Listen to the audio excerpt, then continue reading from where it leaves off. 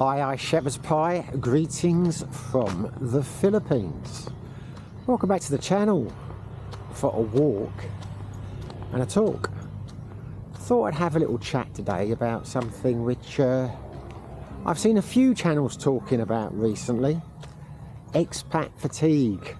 I heard one channel describe it, or I saw one channel describe it as the death of 1,000 cuts. How people's perspective changes over time in the Philippines or anywhere in Southeast Asia, I suppose anywhere in the world when you move overseas. But before I give you my take on that, my own opinions, the views I've come to during my time in Southeast Asia, I just want to say a little thank you to all the people out there who have recently commented on my hair and the fact that I'm dyeing it, and you know, why am I dyeing it and doesn't make me look any younger and this kind of thing. All nice comments. I don't dye my hair. I have never dyed my hair. I don't, well, let's tell a lie, I did dye it blonde once in my 20s when I was in the Air Force, but that's a different story. I don't dye it now. I have never dyed it, and don't think I ever would. Not the kind of thing I would do. I like the idea of growing old gracefully. But nothing against those who choose to. It's up to you, it's your hair. But no, I'd like to thank you for the comments, because I take them as a compliment. I know that's not the way they are intended to be, but given the fact that I'm not dyeing it, and you think that I am, can only conclude you think it's a bad dye job, but it can't be because I'm not dyeing it. I can only conclude that you think my hair looks so good for a man my age that I must be dyeing it. And that's a real confidence booster. So thank you very much for that. I'm sure that's not the way the comments were intended, but it is the way I have taken them, and it would be remiss of me not to thank you. You'll have to think of another way to have a dig at me. Won't be hard. So anyway, now I've got that out of the way, yeah. Why do some people last in places like the Philippines? And why do other people pack up and leave after a period of time, never to return, never to have a good word said about the Philippines? I think there's a number of factors that are involved here, and I am going to generalise. It's impossible not to, but because we're all different and there will be exceptions to the rule, so I'm going to generalise. But these are my observations, the things I've witnessed, and the conclusions I have come to, rightly or wrongly, in my time living in Southeast Asia, and for the last couple of years, the Philippines. I think to a certain extent, some people are built differently. Not so many of us, but there are some which are just basically built different. I've got a couple of friends here who've been here 20 years plus, live up in the mountains, basically off grid. I think one of them's been here 33 years actually. Happy as Larry, would never live anywhere else. You know, I'm not them, they're not me. And I don't think, to be honest, they are your typical expat. I think they are, or immigrant as some people would like to say. I would consider them to be immigrants. They've been here 33 years. They're built different. The vast majority of us, I think, are quite similar in many ways. So why do some of us last and why do some of us not? Well, the conclusion I have come to, I think it depends a hell of a lot on what your motivations were to come here in the first place. Because, again, there will be exceptions, but one thing I've noticed over the last few years seems to be an increasing number of what I would call economic expats, should we say, economic immigrants, who basically would have been happy in their home country, or relatively happy, but as in many countries in the West, the cost of living has become so expensive they can't enjoy a comfortable lifestyle on their pension income, their savings, etc. If they could afford to, they'd be quite happy staying where they are. But they come to places like the Philippines because they believe the cost of living is cheaper. They don't have to learn the language, there's no barrier. And basically they can look to replicate as much as possible, as closely as possible, their life in their home country over here. Didn't see so many of them like 10, 12 years ago, but there's a lot now. You know, each year there's more and more, and you seem to meet a hell of a lot in the Philippines. A lot of people I've met over the last couple of years, when they say, why did you come here? They came here because it was cheaper. So let's put them in one group. There is another group, probably the majority. They come here for a Filipina. They come here because they've met someone online, or they're divorced, or they couldn't find a partner in the West, and they believe that they're going to come here, they're going to meet the woman of their dreams, and they're going to live happily ever after. That's quite a big group out here, to be honest with you. Don't have any statistics, but I'd say that is by far the biggest group. Then you'll get another group, which I will put myself into, who, well, we could split us into two groups actually. Basically just wanted something else, was fed up living in my home country. You know, just had got bored with life, wanted some more challenges, wanted to do something different.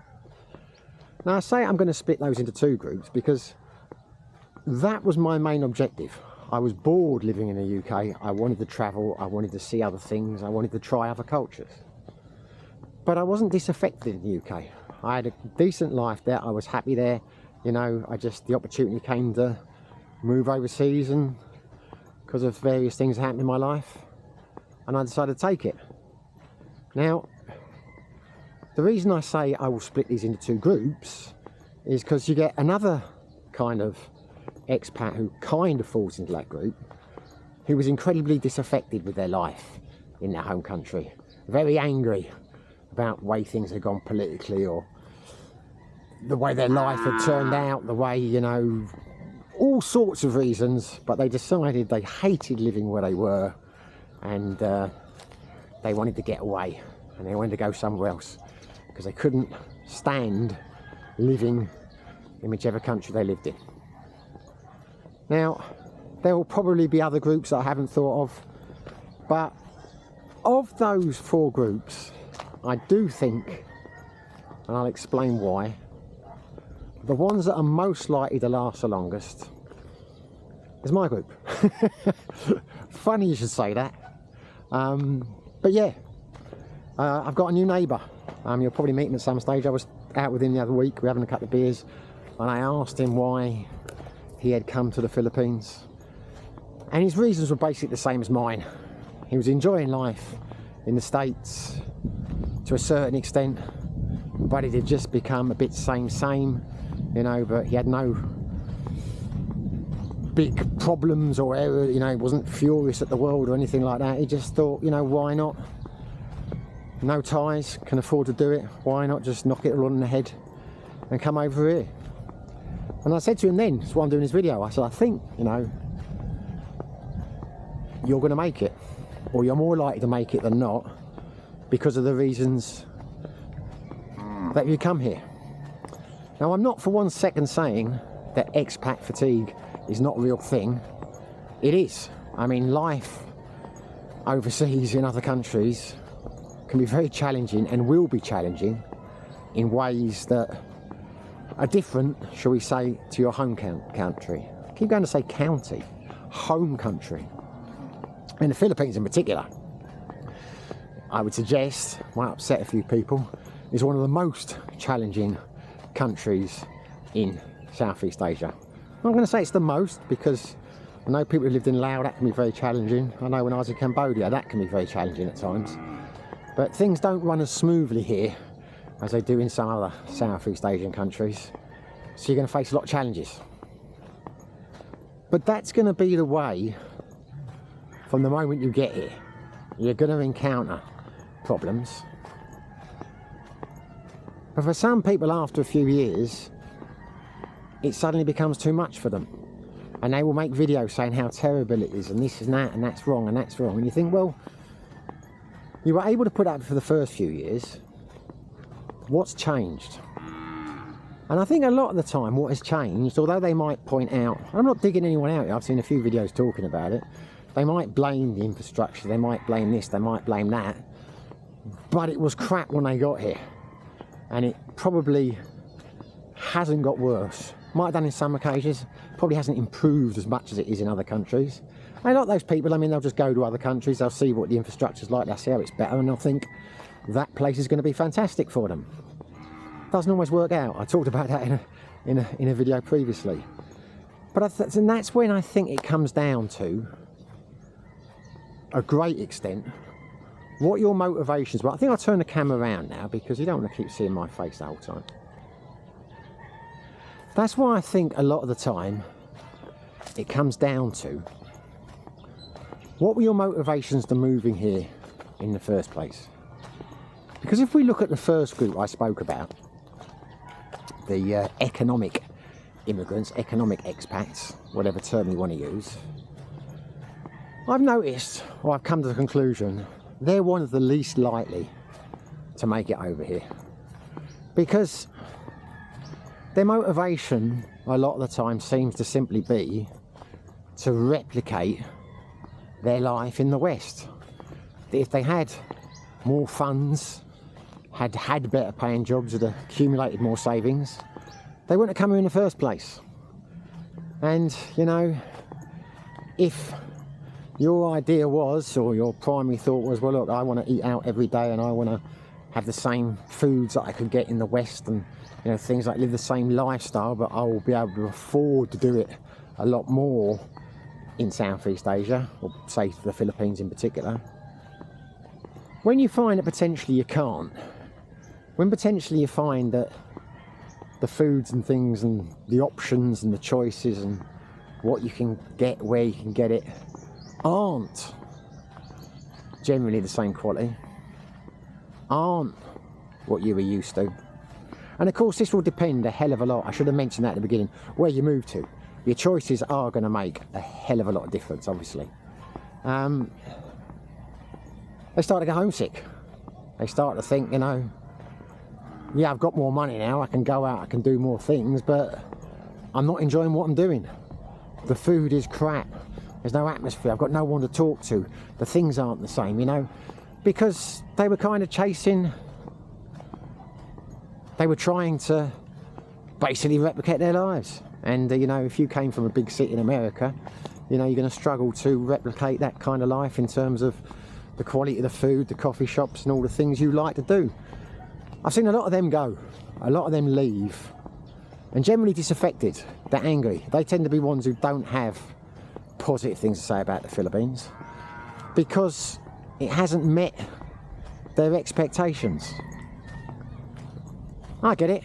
I'm not criticising, I'm not digging them out. I'm just saying, you know, if that's what you're trying to do, if you're trying to replicate your Western lifestyle as best you can, you might have to put up with language issues, but you're probably going to get a far closer level if you go to Thailand or Vietnam or somewhere like that, you know, because if that was your motivation to come over here to replicate your lifestyle, and you don't like the food and you've got brownouts all the time, and you know, all the other good things that you get from time to time in the Philippines, then it's understandable that you will think you've made a mistake and end up going back, hopefully not having wasted too much money coming here in the first place.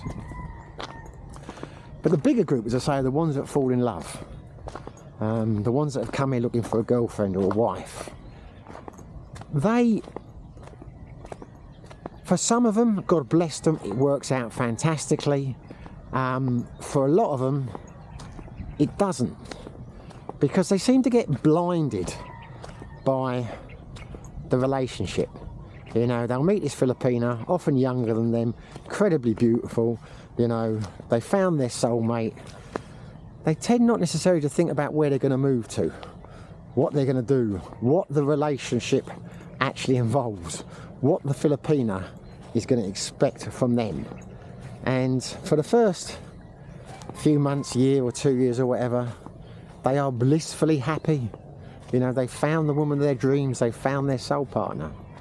But then, when familiarity starts to breed content, you know, when the honeymoon period wears off, and they find themselves living in a province somewhere where they don't have any friends, and the things they used to find cute and attractive start to irritate them, it can turn sour, bitter, very quickly.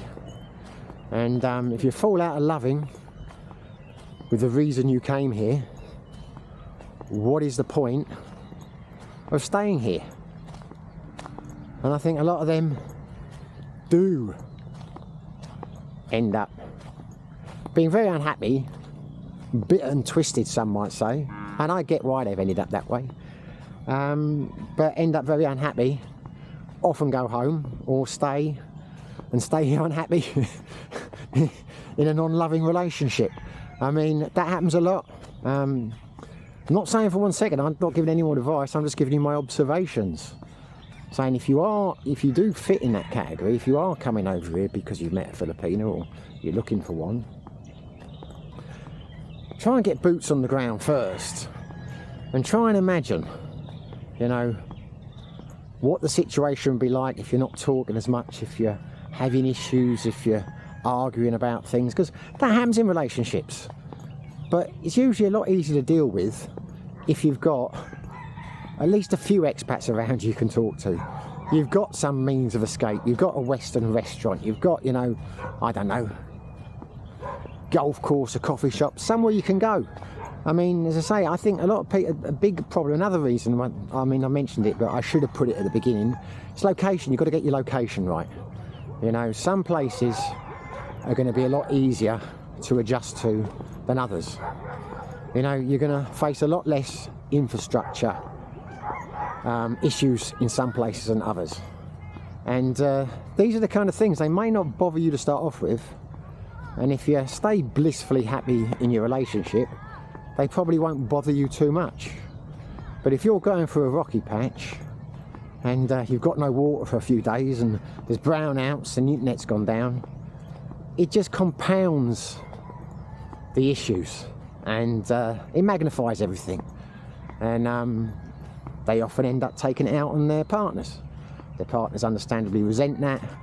They're in the middle of nowhere, they've got no one to talk to. The partner turns to her family, you know, and it, you know, for support, and it just goes down a very lonely, sad route. So not always, you know, a lot of people that come here for a Filipino, they live happily ever after. Just saying. Those ones that do come there for this reason and don't like do their due diligence and kind of like, you know, jump in and buy a place and end up getting trapped somewhere in a relationship which hasn't turned out to be what they had hoped for, they end up going. And a lot of people, they won't look at that. They won't think, well, I've changed, or this didn't work out, I made that mistake. They will blame the Philippines. You know, it'll be the Philippines this, the Philippine does that to you, the Philippine. You know, it's very hard for a lot of people, or all of us really, to be totally honest with ourselves and to take responsibility for the mistakes that we've made. But yeah, I think a lot of them don't work out. They end up going. So we come back to the group that I would call myself in, the 50% I would call, the ones who just wanted to try something new, and the ones who were angry with their life in their home country and have just had enough of, I don't know, the culture, the people, the changes in society, the politics or whatever. They seem to last the least. They're the ones that end up going back the quickest from what I've seen. And often not because they want to, because they get forced out. Because they come here and are angry. And it is not what they expected it to be. And the anger's still in them. And a lot of them end up drinking. to try and medicate their anger, shall we say, and it all goes tits up, and they upset people, they upset themselves, and yeah, I think they're the ones that last the least amount of time, in all honesty. And if they do last here, they seem to go like on a circle or a spiral, you know, they just get angrier and angrier and twisted. People don't want to be around them, you know. It usually doesn't end well. So we come back to my group, and I'm not saying like, you know, I'm anything special or anything like that. You know, I'm not. If you watch the channel, you know I don't look at myself that way. But I think if you have come here, or you are going to come here, because you want a new lifestyle, because you want to try a new way of living, because you want to experience new cultures, because you're basically just bored, shall we say, you know, with your home country, I think it puts you in a better stead. Because to me, I never came to the Philippines for relationships. I never came to Southeast Asia for women or relationships. I know a lot of people find it hard to believe. They say everyone did. You're full of shit and all that. Okay, fair enough. But the point is, I've had 3 long-term relationships since I've been in Southeast Asia. You know, been lucky enough to meet 3 people. I had a good few years with all of them. You know, I'm very happy now with Ellen. But she was not the reason I came to the Philippines. And if we were to, obviously hope we don't break up, you know, tomorrow, that would not be a reason for me to go back to my home country or head off to another country, because that wasn't the primary reason that I came here. You know, it wasn't. So it's not a case of the relationship was the only thing that was keeping me here. And again, because I was bored, shall we say, I mean, there's other words with living in the UK. I felt I'd kind of done it all. I've met the same people over and over again. Said before, I think there's 60 people in the world, and you just keep meeting the same 60 people over and over again. Because that was my frame of mind, I don't miss anything in the UK. You know, I wasn't coming here trying to, you know, replicate my life over there. So the fact that I can't replicate it over here, I wouldn't want to even if I could. But because that's my mindset, I'm not going to get disaffected by the fact I can't get this type of food here or there or whatever, because that's not what I was looking for. I mean, to be fair, I have looked for more Western food since I've been in the Philippines, because not all the Filipino food is great, shall we say. In Thailand, I very rarely ate Western food at all. I ate Thai all the time. Didn't miss it. I might occasionally have a burger or something like that. But where I was living, there wasn't really any options, you know, for Western food. But I didn't miss Western food. Never missed anything in terms of, you know, food from the UK. Never been one for bringing tins of baked beans and sauces or getting stuff sent over in parcels or going to expat shops. There's one in Dumaguete called Bell Chris, and a lot of my friends go. Never been there, you know. So things like that don't affect me. Yeah, and they won't affect you if you're not trying to replicate, you know, your Western life.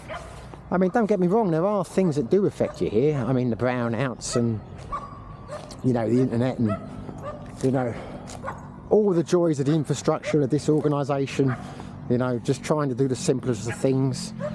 Like, you know, when I had a problem with my phone just before Christmas, yeah, that will stress you out. That will stress you out. But I doubt very much if I'm still here in 3 years' time, it will stress me out any more than it did the last time. Because I still have no desire to go back to my home country. So, you know, it's not like I'm thinking if I left it would all be rosy again and I'd go back and it'd be fantastic, it'd be better. It would be different. You know, some things would be better, some things wouldn't. The fact that I've lived in Thailand, the fact that I've lived in Cambodia, you know, I don't have the grass is greener attitude. I don't think I'm going to go there and live happily ever after, you know what I mean? So as I say, I know I've kind of gone round in circles here, but what I'm saying is, you know, I'm not saying don't come over here for a cheaper lifestyle. I'm not saying don't come over here in search of a Filipino. I'm not saying anything. I'm just saying if you are thinking about moving over here, think about what your motivations are. Have a good honest think about it and think, why am I doing this? And just bear in mind, you know, if it is because you want a Filipino, then you've got to start thinking, okay, fine, that's what I'm going to do. But what if it goes wrong? Plan for the unexpected. You know, if you're trying to replicate your lifestyle, you know, think, right, well, be prepared for the fact you might not to. And you're certainly going to be able to do it better in some places than others. So if that is your motivation, and I'm not saying don't, always makes me laugh. A lot of people will say, like, you know, don't come here if you can't afford to do this, can't afford to do that. And I'm thinking, so you can't live here on $1,000. And I take the view, well, if someone's only got $1,000, they're not going to live like a king over here, but they're probably going to live a lot better than they are in their home country on $1,000. So who are we to tell them not to come? You know what I mean? But yeah, if you are one of those people, again, think about the location, because it's going to make a huge difference. But if you're someone, again, who's angry and, you know, at the world, stands on the street corner waving their fist in the air shouting, probably want to go and see a therapist or something, because if you do think that, you know, your anger is going to dissipate when you get to the Philippines, that you're not going to get stressed or wound up by things, then you might be sadly mistaken. You know, if you've got anger issues, you're going to end up getting angry over here, just angry for different reasons. I mean, a lot of people think I'm the whinging pom when they say it on the videos, and you can think what the fuck you like, to be honest with you. But I'm not. I talk about these things just to try and warn people, or to keep them so they can make informed decisions, just to let people know the reality, shall we say. Because things like the brownouts and that, I mean, as I've said before, I could sort them, you know, with generators, solar, all sorts of things you can do if you're staying here long term, but they don't really bother me. I talk about it. I mean, I adapt, you know. It's like, you know, if there's a brownout today, we've got a problem with our internet. Our landlord didn't pay the bill. His payment was rejected, so there was a chance we weren't going to have internet for 24 hours. Well, my plan was I'd go out and do a video. If it didn't work, then I was going up to Valencia to meet a couple of friends. We were going to have lunch and a few beers. You know, you just adapt to it. Didn't really stress me in any shape or form. Same damn dog that was barking at me here the other day. You can't think the whole bloody field's your territory, surely. You know, so I mean, that's it. That is it. It's. I honestly think living in somewhere like the Philippines and being happy, you can say anywhere really, is a state of mind. You've got to have the right state of mind in terms of a positive state of mind. And you can only really have a positive frame of mind, I think, if you've come here for, shall we say, the right reasons. And I think that's about it, really. Not much I can add to that. Just bear in mind, you know, when you listen to my videos, take it with a pinch of salt. That's just my viewpoint. But equally, if you watch a vlog where someone's talking about the death of 1,000 cuts and how it will wear you down, and I'm not saying expat fatigue isn't a thing, it really is. But a lot of the time, you've got to take a step back and ask yourself, why do they feel that way? Why are they talking that way? Why have they become that way? Is it entirely because of the reasons they're saying? And they may well believe they are. I mean, they may well say, you know, not saying they're misleading you or anything like that. I'm not saying anything of the sort. What I'm saying is there are probably other factors at play. There is probably a relationship that's gone bad. There are probably decisions that they regret, and it's like human nature, isn't it? You know, they try and cross the road here. Bloody dogs. When things go wrong, when your love life has fallen apart, when you've lost money on land deals or whatever's happening in your life really, then little things can drive you nuts. I always take the view, I'm going to go off on a tangent now, I was about to finish, but I always, the example I always give to people, who I always think of is, there were days in the UK, I used to think when I was there, you could come out your house one day and the rain is pouring down on you and you would think, my God, what a terrible country. Another day you could come out, the rain could be falling down on you and you could think, this is fantastic, isn't it wonderful to be alive? You know, it's not the rain's been there both days. Hello. The rain has been there both times. You know, it is what it is. The only thing that's changed is your frame of mind. If you've got a positive frame of mind, then it's not really problems. They're challenges to be overcome. If you've got a negative frame of mind, and trust me, I get a negative frame of mind a lot of the time. I'm not trying to teach positivity on this channel. God, I couldn't do that. They're not going to be the same extent. You know, you're going to accept it. You're going to adapt it. You're going to come out the other end smiling. Anyway, I think I've said what I wanted to say. I hope that all makes sense. But yeah, you know, why do some of us make it out here? Why do some of us flourish? Why do some of us prosper? I'm not saying I fall into either of those categories, but why do some people, you know, like end up staying 30 years? Why do some people leave after 6 months? Well, I think the reasons I just outlined apply to a lot of those situations, but that's just my take on it. I would be very interested to know what your takes are, and you know the best way to do that is to pop it in the comments. Anyway, hopefully you enjoyed the video. If you did, smash the like button. If you haven't subscribed, it would be fantastic if you did. But whether you do or whether you don't, wherever you are, whatever you're doing, stay safe and be lucky.